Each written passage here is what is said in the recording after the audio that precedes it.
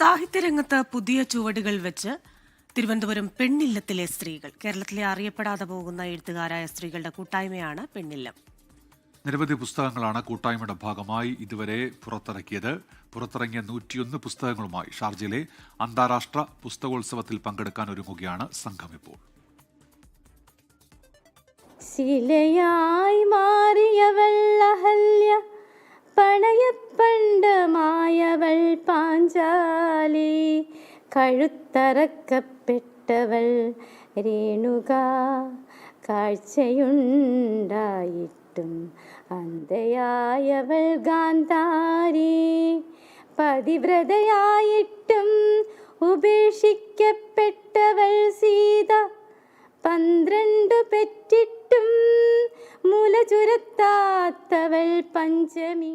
സീതയും പാഞ്ചാലിയും രേണുകയും ഗാന്ധാരിയുമെല്ലാം കടന്നുപോയ പെണ്ണില്ലത്തിന്റെ ആദ്യ കവിത പാടി അവസാനിപ്പിക്കുമ്പോൾ ഈ സ്ത്രീകൾക്കും സഞ്ചരിച്ച ദൂരത്തെക്കുറിച്ച് പറയാനുണ്ട്. അടുക്കളയിൽ നിന്ന് അരങ്ങത്തെത്തിയത് ആത്മവിശ്വാസവും കഠിനാധ്വാനവും കൊണ്ട്. സ്ത്രീകളുടെ വീട്, അതാണ് ഞങ്ങൾ ഉദ്ദേശിച്ചത്. അത് പക്ഷേ അതിന് ചില വ്യാഖ്യാനങ്ങളൊക്കെ ഉണ്ടെങ്കിലും സ്ത്രീകൾക്ക് വേണ്ടിയിട്ടുള്ള ഒരു പ്രസ്ഥാനം മാത്രമേ നമ്മൾ കണ്ടുള്ളൂ. സ്ത്രീകൾക്കൊക്കെ വരാനും ഇരിക്കാനും അവരുടെ സാഹിത്യപരമായ കഴിവുകൾ പ്രകടിപ്പിക്കാനുള്ള ഒരു വേദി, അത് മാത്രമേ ഞങ്ങൾ ഉദ്ദേശിച്ചുള്ളൂ. ആ പേര് വളരെ ഹിറ്റായി. ആ പുസ്തകത്തിന് ഒരുപാട് പബ്ലിസിറ്റി കിട്ടി. കണ്ണൂർ ജില്ലയുടെ മലയോര പ്രദേശമായ ഇരിട്ടിയിൽ നിന്ന് തുടങ്ങിയ താച്ചി എന്ന കൂട്ടായ്മയാണ് ഇന്ന് പെണ്ണില്ലത്തിലേക്ക് എത്തിയത്. കൂട്ടായ്മയിൽ കൂടുതലും വീട്ടമ്മമാരും തൊഴിൽ രഹിതരുമാണ്. എൻ്റെ ജീവിതത്തിലെ ആദ്യത്തെ ഒരു സംഭവമാണത്. ഭയങ്കര സന്തോഷമായിരുന്നു. നമ്മുടെയൊക്കെ ഓരോ ജീവിത ബുദ്ധിമുട്ടുകളിൽ നമ്മൾ ഈ എഴുതി കൂട്ടി വെച്ചിരിക്കുന്ന ഈ എഴുത്തുകൾ, അത് ഒരു നിർദ്ദേശമില്ലാതെ ഒരുപാട് മാറി പോകുന്ന ഒരു കാലഘട്ടത്ത് നല്ല രീതിയിൽ ഒരു ബുക്കാക്കുവാനെ കൊണ്ട് സഹായിച്ചത് തീർച്ചയായും പെണ്ണിലെ എഴുത്തിടം പബ്ലിക്കേഷനാണ്. പലരും വർഷങ്ങളായി മുടങ്ങിക്കിടന്ന എഴുത്തുന്ന സ്വപ്നം പൊടിതട്ടിയെടുക്കുന്നതും പെണ്ണില്ലത്തിലൂടെ.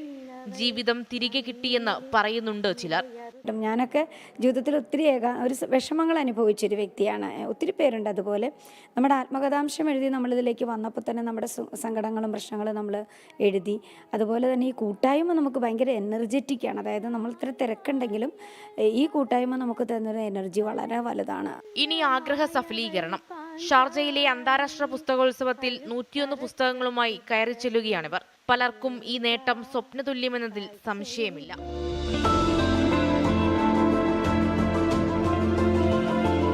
സ്ത്രീകൾ പരസ്പരം കരുത്താകുന്നു. അവരിലൂടെ എഴുത്തിടങ്ങൾ ജനിക്കുന്നു. സാഹിത്യത്തിൽ നിറവും ജാതിയും സമ്പത്തും മറ്റതിർവരമ്പുകളുമില്ലെന്ന് പറഞ്ഞുകൊണ്ടേയിരിക്കുന്നു. ക്യാമറമാൻ ജിഷ്ണു സുരേന്ദ്രനൊപ്പം മേഘ്ന മുരളി, 24 തിരുവനന്തപുരം. ലോകത്തെവിടെയായാലും ഏത് സമയത്തും 24 വാർത്തകളും ഓഗ്മെന്റഡ് റിയാലിറ്റി പാക്കേജുകളും എക്സ്പ്ലെയിനറുകളും വിശദമായി കാണാൻ ഞങ്ങളുടെ യൂട്യൂബ് ചാനൽ നിങ്ങൾക്ക് സബ്സ്ക്രൈബ് ചെയ്യാം.